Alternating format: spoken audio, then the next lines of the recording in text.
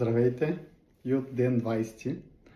Днеска е малко по-различно. 1/3 от предизвикателството мина. Остават 2/3. И бих искал да ви попитам според вас как се справям.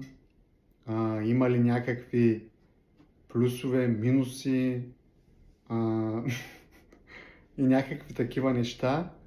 И като цяло дали ви допада това предизвикателство, вие бихте ли се впуснали, какво би ви донесло на вас и още нещо, какво искате да постигнете, защото аз за тези 20 дена виждам огромна разлика, първо в себе си и второ в това да говоря по-свободно.